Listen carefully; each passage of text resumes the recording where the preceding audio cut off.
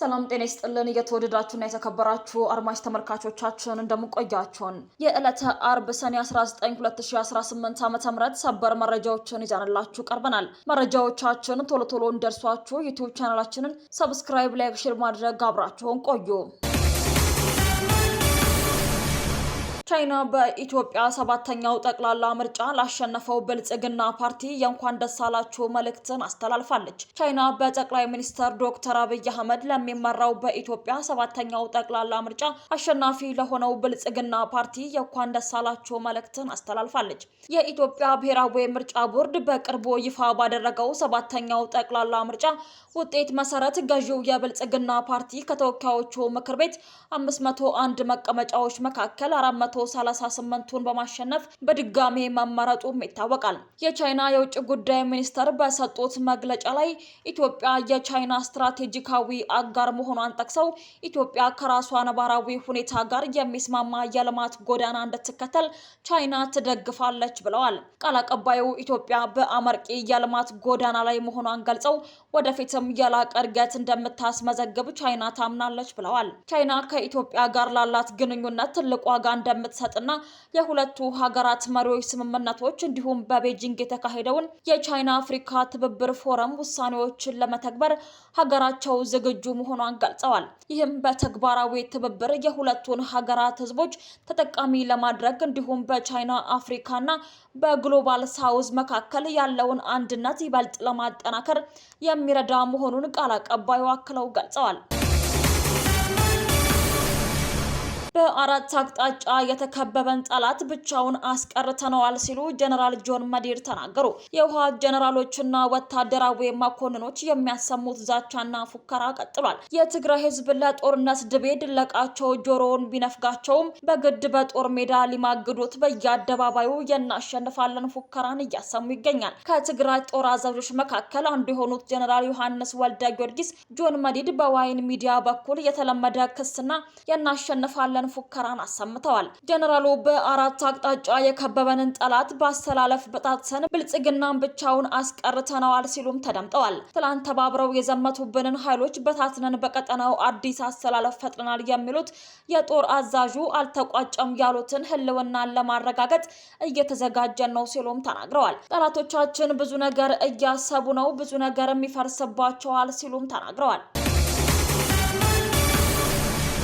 የጦር ኃይሎች ጠቅላይ ኢታማጆር ሹም ወታደራዊ አማካሪና የተኩስ አመራር ኃላፊ ጀነራል አለምሸት ደግፌ ህወሓት ከሀገር ውስጥና የውጭ ኃይሎች ለጦርነት ዝግጅት እያደረገ መሆኑን ገልጸዋል። ጀነራሉ በተካሄደው ዓመታዊ የብሔራዊ ደህንነት ኮንፈረንስ ላይ ባደረጉት ንግግር ህወሓት አሁንም የትግራይን ወጣቶች ወደ አዲስ ጦርነት ለመማገድ ዝግጅት እያደረገ ነው ሲሉ ተደምጠዋል። ህወሓት በአሁኑ ወቅት በህዝብ ላይ የግዳጅ ወታደራዊ ምልመላ እያካሄደ እንደሚገኝና ልክ 5 ዓመት በፊት ያደርገው እንደነበር ሁሉ ዳግመኛ እየፎከረ መሆኑን ገልጸዋል። የቀድሞ የጦርነት ጠባሳ ሳይበቃው አሁንም የትግራይን ወጣቶች ወደ ጦርነት ለመማገድ እየተዘጋጀ መሆኑን የገለጹት ጀነራሉ ለዚህም ከሀገር ውስጥና የውጭ ጸረ ሰላም ኃይሎች ጋር ችግር ለመፍጠር በዝግጅት ላይ መሆኑን ተናግረዋል።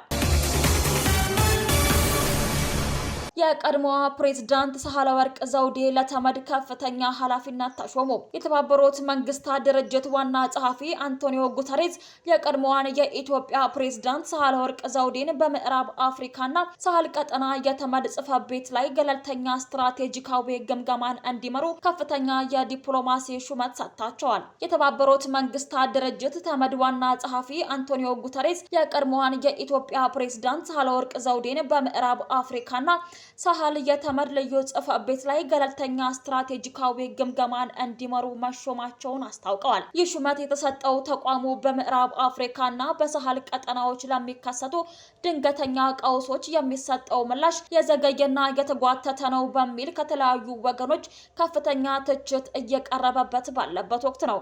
የሳህለወርቅ ዘውዴ ዋና ተልዕኮም በእነዚህ የአሰራርና የውሳኔ አሰጣጥ ክፍተቶች ላይ ጥብቅ ምርመራ ማካሄድ እንዲሁም የተቋሙን አጠቃላይ የስራ ብቃት መገምገም እንደሆነም ተገልጿል። የቀድሞዋ ፕሬዝዳንት አዲሱን ዓለም አቀፍ ኃላፊነታቸውን በዚህኛው የሰኔ ወር ማብቂያ ላይ በይፋ ይረከባሉ ተብሎም ይጠበቃል። ከፍተኛ ኃላፊነቱ የሚጀምረው በባህር ማዶ በኒውዮርክ ከተማ ሲሆን እዚያም ከተመድ የጸጥታው ምክር ቤት አባላት ጋር በመገናኘት ዝርዝር ማብራሪያዎችንና ስትራቴጂካዊ መመሪያዎችን ይወስዳሉ። በተመድ ዋና መስሪያ ቤት የሚኖራቸው የሰነድና የፖሊሲ ምክክርን ካጠናቀቁ በኋላ ሳህለወርቅ ዘውዴ የጽሕፈት ቤቱ ዋና መስሪያ ቤት ወደሚገኝበት ዳካር ሴኔጋል ያመራሉ። እዚያ ከከፍተኛ የሴኔጋል መሪዎች ጋር ውይይት በማድረግ የተሰጣቸውን ዓለም አቀፍ ተልዕኮን በይፋ እንደሚጀምሩ የተባበሩት መንግስታት ድርጅት ከፍተኛ ባለስልጣን እንደገለጹት ሳህለወርቅ ከዚህ ወሳኝ የክትትልና ግምገማ ሚና ሊመረጡ የቻሉት ያላቸው ሰፊና የረጅም ጊዜ የዲፕሎማሲ ልምድ እንዲሁም ስለ ቀጠናው ያላቸው ትልቅ ጂኦፖለቲካዊ ግንዛቤን ከግምት ውስጥ በማስገባት ነው። ሳህለወርቅ ዘውዴ ቀደም ሲል በሴኔጋል የኢትዮጵያ ባለሙሉ ስልጣን አምባሳደር ሆነው ያገለገሉ ሲሆን በተመሳሳይ ሰዓት በማሊ፣ ጊኒና በኬፕ ቨርዴ ተወክለው መስራታቸው ለቀጠናው ውስብስብ ተግዳሮቶች ልዩ እይታ እንደሚኖራቸው ማድረጉን ተመርገልጿል። ሊቢያ የኢትዮጵያ፣ የኤርትራ፣ የሶማሊያና የሱዳን ዜጎች ወደ ግዛቷ እንዳይገቡ መከልከሏ ተሰምቷል። ከፊሉን የሊቢያ ግዛት የሚቆጣጠሩት በኻሊፋ ሀፍታር የሚመሩት አስተዳዳሪዎች የአራቱን የአፍሪካ ቀንድ ሀገራት ዜጎች እንዳይገቡ የከለከሉት በሊቢያ የባህር ዳርቻ በኩል በህገወጥ መንገድ ወደ አውሮፓ ለመሻገር የሚጓዙ ስደተኞችን ለማስቆም መሆኑን ተነግሯል። በጦርነት የተከፋፈለችው ሊቢያ የአፍሪካ ቀንድ በተጨማሪ ከሌሎች የአፍሪካ ክፍሎች የተሻለ ህይወትን ፍለጋ በአደገኛ ሁኔታ የሚጓዙ ስደተኞች ወደ አውሮፓ ለመሻገር የሚሞክሩባት ወሳኝ ሀገር መሆኗን ቢቢሲ በዘገባው ላይ አመላክቷል።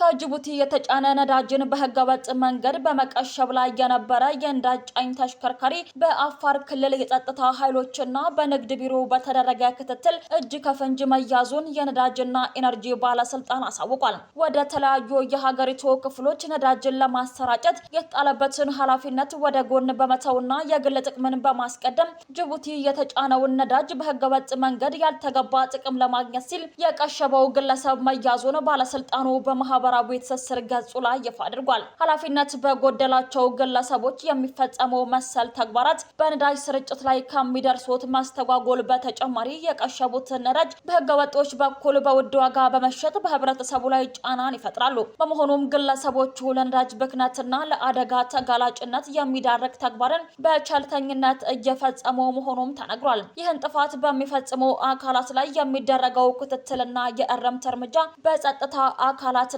በክልል ንግድ ቢሮዎችና በባለስልጣን መስሪያ ቤቱ በኩል ተጠናክሮ እንደሚቀጥል ተቋሙ አሳስቧል። ኢትዮጵያ በምግብ መጠጥና ማሸጊያ ቴክኖሎጂ በአመት እስከ 171 ሚሊዮን ዩሮ ኢንቨስት እንደምታደርግ ተጠቆመ። በትላንትናው ዕለት በተከፈተው 8ኛው አግሮ ፉድና ፕላስት ፕሪንት ፓክ ዓለም አቀፍ የንግድ ትርኢት ላይ እንደተመለከተው ኢትዮጵያ በምግብ መጠጥና ማሸጊያ ቴክኖሎጂ ዘርፍ በአመት እስከ 171 ሚሊዮን ዩሮ የሚደርስ ከፍተኛ ኢንቨስትመንት እያከናወነች ትገኛለች። ከዚህ ታላቅ ኤግዚቢሽን ጋር ጎን ለጎንም ሁለተኛው የኢትዮጵያ ምግብ ንግድ ትርኢትና የኢትዮጵያ የቡና ንግድ ትርኢት በተመሳሳይ መልኩ በመካሄድ ላይ ይገኛል። ይህን ዓለም አቀፍ መድረክ በጋራ ያዘጋጁ ታዋቂው የጀርመን ፌር ትሬድ መሲና የሀገር ውስጥ አጋሩ ፕራና ኢቨንትስ ሲሆኑ በሁነቱ ላይ ከ18 ሀገራት የተውጣጡ 153 ተቋማት ምርትና አገልግሎታቸውን ይዘው ቀርበዋል። በንግድ ትርኢቱ ላይ ከጠንካራ የሀገር ውስጥ አምራቾች ባሻገር የብራዚል፣ የቻይናና ጣሊያን ይፋዊ የልዑካን ቡድኖችና ተሳታፊዎች የተካተቱ ሲሆን ይህም ለዘርፉ ባለሙያዎች ሰፊ የገበያና የቴክኖሎጂ ትስስርን ለመፍጠር ትልቅ እድል እንደሚያመቻችላቸው ተገልጿል። ይህንን ተከትሎም የውጭ ኩባንያዎች በሀገሪቱ የኢንቨስትመንትና የንግድ ዘርፉ ላይ ያላቸው ፍላጎት በከፍተኛ ደረጃ እየጨመረ መምጣቱን የዚህ ኤግዚቢሽን በደመቀ ሁኔታ መከፈት ማሳያ መሆኑ ተመላክቷል። ውድ አድማጭ ተመልካቾቻችን ለሰዓቱ ያዘጋጀንላችሁ ሰበርና ወቅታዊ መረጃዎቻችን እነዚህን ይመስሉ ነበር። አብራችሁን ስለነበራችሁ ከልብ እናመሰግናለን። በያላችሁበት ሰላም ቆዩን።